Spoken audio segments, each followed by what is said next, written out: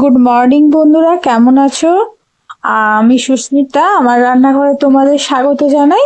তো আজকে একটা রেসিপি নিয়ে চলে এসেছি টিফিনের জন্য। তো দোকানে তো অনেক চিকেন চাউমিন নিয়ে এসে খেয়েছো, আজকে বাড়িতে বানিয়ে দেখো, এইভাবে বাড়িতে বানাবে, দেখবে অবশ্যই ভালো লাগবে।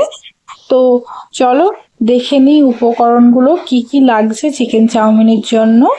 তো আমি এখানে 250 গ্রাম মতো চিকেন নিয়েছি, একটা টমেটো কুচি নিয়েছি, আর লঙ্কা নিয়েছি 4-5টা, 3টে পেঁয়াজ নিয়েছি, আর 3টে আলু নিয়েছি। আলু ছাড়া হবে না আমাদের বাঙালিদের। আর আদা রসুনের পেস্ট নেব 1 চামচ করে। আমি কড়াইতে তেল দিয়ে একটু জিরে ফোড়ন দিয়ে দিয়েছি। তারপরে লঙ্কাগুলো একটু ভেজে নেব। তারপরে পেঁয়াজ দিয়ে দিয়েছি, পেঁয়াজটাও একটু লাল করে হালকা লাল ভাবে ভেজে নেব, বেশি ভাজবো না, হালকা লাল ভাবে ভেজে নেব। পেঁয়াজটা ভাজার পর আমি রসুনের পেস্ট নিয়ে নেব 1 চামচ। তো রসুনটাকেও একটু ভেজে নেব কাঁচা গন্ধটা চলে যাওয়ার জন্য।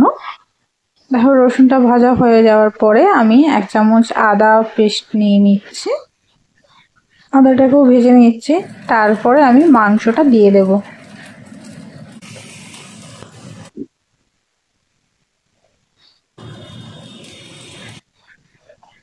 মাংসটাকে ভালোভাবে নেড়ে চেড়ে নেব। তারপরে হলুদ গুঁড়ো 1 চামচ দিয়ে দেব। তারপর লঙ্কা গুঁড়ো দিয়ে দিচ্ছি 1 চামচ, দিয়ে ভালো করে দিয়ে দেবো। তারপর আমি 2 চামচ মতো এখানে আমি নুন নিয়েছি, তোমরা স্বাদ মতো নেবে, আমি তারপরে লাগলে দেবো। আমি এখানে টমেটোটা নিয়ে নিয়েছি, টমেটোটা এবার আমি দিয়ে দেবো। টমেটোটা দিয়ে ভালো করে মাংসটা কষিয়ে নেব। মাংসটা ভালো করে কষিয়ে নেওয়ার পরে তারপরে আমি এখানে 2টো ডিম নিয়েছিলাম, তারপরে আলুটা দিয়ে দিয়েছি। আলুটা দিয়ে আমি ভালো করে কষিয়ে নেব। আলুটা যতক্ষণ না ভাজা হয় ততক্ষণ আমি ঢাকা চাপা দিয়ে রান্না করব।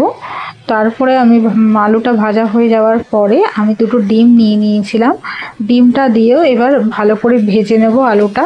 দেখো আমার ভুজিয়াটা হয়ে গেছে, আমি নামিয়ে নিয়েছিলাম। তো তারপরে আমি চাউমিনটা সেদ্ধ হয়ে রেখেছিলাম, তো চাউমিনটা এবার ভেজে নেব।